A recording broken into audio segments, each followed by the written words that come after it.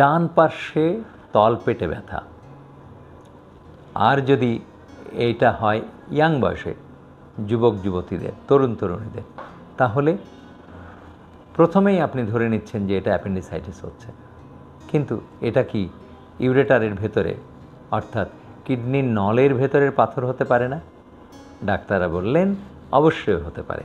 প্রত্যেকটা ডাক্তারই যারা মেডিকেল গ্র্যাজুয়েট তারা সবাই জানেন যে অ্যাপেন্ডিসাইটিসও হতে পারে এটা, আবার ইউরেটারিক স্টোন অথবা কিডনির নলের পাথরও হতে পারে।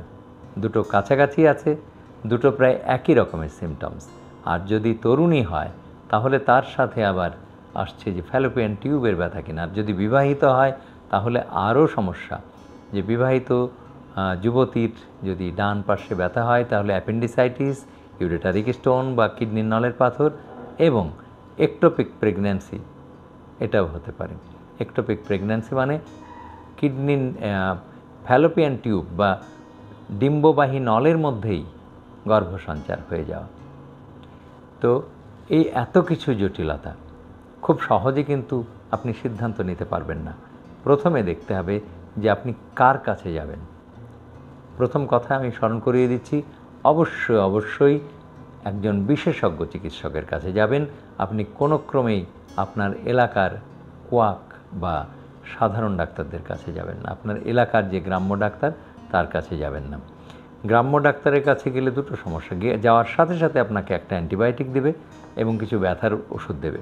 আপনার কিডনি ভালো আছে কি না তাদের দেখারও প্রয়োজন হবে না। ব্যথার ওষুধ দিল আর আপনার কিডনির নল পাথর দিয়ে বন্ধ হয়ে থাকার ফলে কিডনিও নষ্ট হয়ে গেছে, এই ব্যথার ওষুধে আরও খানিকটা নষ্ট করে দেবে। সুতরাং পরীক্ষা না করে আপনি নিশ্চিত না হয়ে চিকিৎসা করবেন না। তো আপনি বিশেষজ্ঞের কাছে গেলে আপনার কাছে তিনি জানতে চাবেন যে কী সমস্যা হচ্ছে আপনার। এবার আমি সিমটমসগুলি বলে দিই। আপনার ডান তলপেটে ব্যথা বা তলপেটের ডান পার্শ্বে ব্যথা, এই ব্যথা যদি কিডনির নলের পাথর হয় তাহলে ব্যথাটা গড়িয়ে গড়িয়ে জননেন্দ্রিয়ের দিকে অর্থাৎ সেক্স অর্গানগুলির দিকে চলে যাবে, অথবা পায়ের মাঝখানের দিকে, পায়ের ভিতরের দিকে, জঙ্ঘা বা থায়ের ভিতরের দিকে চলে যাবে গড়িয়ে গড়িয়ে। এই গড়িয়ে যাওয়ার ব্যথাটাকে আমরা বলবো ইউরেটারিক স্টোন। এর সাথে বমি ভাব অথবা বমিও থাকতে পারে। অ্যাপেন্ডিসাইটিস হলেও বমি ভাব থাকতে পারে, বমি হতে পারে, আবার ইউরেটারিক স্টোন হলেও থাকতে পারে।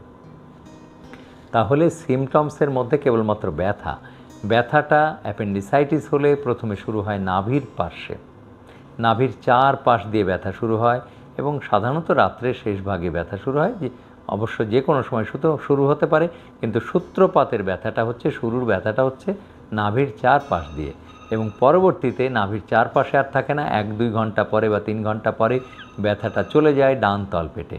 তাহলে ডাক্তারকে ঠিক করে বলতে হবে যে ডাক্তার সাহেব আমার ব্যথাটা শুরু হয়েছিল নাভির চারপাশে, তারপরে এই ব্যথাটা এখন কিন্তু আর সেখানে নেই, এখন ব্যথাটা চলে গেছে ডান তলপেটে। কিন্তু ইউরেটারিক স্টোন বা কিডনির নলের পাথর হলে ব্যথা ডান তলপেটেই শুরু হবে, এটা নাভির পাশে শুরু হবে না। তাহলে তফাৎগুলি বুঝলেন যে একটার ব্যথা শুরু হচ্ছে নাভির উপরে, একটার ব্যথা শুরু হচ্ছে তলপেটে, কিন্তু পরবর্তীকালে দুটোই ডান তলপেটে গিয়ে স্থির হচ্ছে। আর ব্যথাটা গড়িয়ে গড়িয়ে যাচ্ছে পুরুষাঙ্গের দিকে অথবা স্ত্রী অঙ্গের দিকে অথবা থাই বা জঙ্ঘার ভেতরের দিকে, এটা হলো ইউরেটারিক স্টোন বা কিডনির নলের পাথর। আর যদি স্থির থাকে তাহলে এটা অ্যাপেন্ডিসাইটিস। এর পরের অংশ আপনার দেখবার দরকার নয়, এটা আপনি যে ডাক্তারের কাছে গেছেন বিশেষজ্ঞ চিকিৎসকের কাছে, তিনি পেটে হাত দিয়ে চাপ দিয়ে দেখবে রিবাউন্ড টেন্ডারনেস, অর্থাৎ হাতে চাপ দিয়ে ছেড়ে দিলে প্রচণ্ড ব্যথা শুরু হয় কিনা। যদি তাই হয় তাহলে অবশ্যই এটা অ্যাপেন্ডিসাইটিস। হ্যাঁ, কখনো কখনো এটা ইউরেটারিক স্টোনও হতে পারে।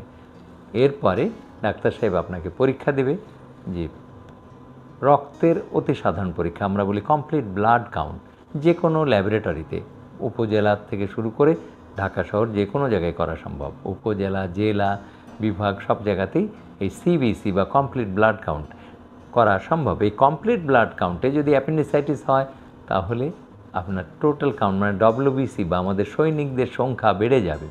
যেহেতু অ্যাপেন্ডিসাইটিস এক ধরনের ইনফেকশান বা ইনফ্লামেশন, ওকে পাহারা দেওয়ার জন্যে, রোগ জীবাণুগুলিকে বাধা দেওয়ার জন্যে আমাদের প্রচুর পুলিশ তৈরি করতে হয়। সেই পুলিশগুলি হচ্ছে WBC বা শ্বেতকণিকা। সুতরাং আপনার রক্তে তখন শ্বেতকণিকার আধিক্য বা বেড়ে যাওয়া দেখা যাবে রক্ত পরীক্ষা রিপোর্টে। বিশেষ করে নিউট্রোফিল জাতীয় পুলিশগুলি বা মিলিটারিগুলি, যাদের নাম নিউট্রোফিল, সেই মিলিটারিগুলি বেড়ে যাবে। তো ফলে আপনি সহজেই বুঝতে পারবেন যে এটা অ্যাপেন্ডিসাইটিস হয়েছে। আর যদি ওগুলি নর্মাল থাকে তাহলেও কিন্তু অ্যাপেন্ডিসাইটিস কখনো কখনো হতে পারে। তবে নর্মাল থাকলে আমরা ধরেই নিই যে এটা ইউরেটারিক স্টোন বা কিডনির নলের পাথর। তারপরে একটা এক্সরে কেউবি করি। পেটের এক্সরে করলেই কিন্তু একটা পাথর দেখা যাওয়া সম্ভব, যদিও 10% পাথর দেখা যাবে না, কিন্তু 90% দেখা যাবে। তারপরে একটা আলট্রাসোনোগ্রাম করি। আলট্রাসোনোগ্রামে অ্যাপেন্ডিসাইটিসও বোঝা যাবে, অথবা পাথর থাকলে পাথরও বোঝা যাবে। আর প্রস্রাবের অতি সাধারণ পরীক্ষাতে আমরা দেখব যে প্রস্রাব দিয়ে রক্ত যাচ্ছে কি না। যদি কিডনির পাথর হয়, ইউরেটারিক স্টোন হয়, প্রস্রাব দিয়ে রক্তের কণা দেখা যাবে। অ্যাপেন্ডিসাইটিস খুব রেয়ারলি পসিবল। অ্যাপেন্ডিসাইটিস হলে সাধারণত রক্ত যাবে না প্রস্রাব দিয়ে। তারপরে দেখতে হবে সেরাম ক্রিয়েটিনিন, দেখে নিয়েই চিকিৎসা শুরু করতে হবে। কী চিকিৎসা করবেন? যদি কিডনির নলের পাথর হয়, অ্যাপেন্ডিসাইটিস হলে তো ল্যাপারোস্কোপি, আমি আবারও স্মরণ করে দিচ্ছি, পেট কেটে অপারেশন কখনোই করবেন না। পেট ছিদ্র করে অ্যাপেন্ডিসেক্টমি করে নেবেন। আর যদি ইউরেটারিক স্টোন হয়, কিডনির নলের পাথর হয়, তাহলে প্রস্রাবের রাস্তা দিয়ে পাথরটা লেজার দিয়ে গুঁড়ো করে প্রস্রাবের রাস্তা দিয়ে বের করে ফেলবেন। কখনোই পেট কাটতে যাবেন না। পেট কাটা নিষিদ্ধ করে দিন, কারণ পেট কাটলে পেটের এই মাংস চামড়ার সাথে অনেকগুলি নার্ভও কাটা যায়। আর যদি বড়সড় কাটা হয় তাহলে অনেক ক্ষতি হয় এবং সারা জীবন আপনাকে ভুগতে হয়। সারা জীবন ব্যথাও হতে পারে। অনেক সময় বিশেষ করে মেয়েদের পেট কাটা হলে সেখান দিয়ে হার্নিয়েশন হতে পারে। কাজেই পেট কাটা নিষিদ্ধ করে দিন। পেট না কেটে মিনিমাল অ্যাক্সেস সার্জারি অথবা নন ইনভেসিভ সার্জারি, এখন আর মেজর মাইনর আমরা বলি না, আমরা বলছি যে আঘাত না দিয়ে অপারেশান অথবা অল্প আঘাত দিয়ে অপারেশান, সেটিই হবে আপনার জন্যে সুচিকিৎসা।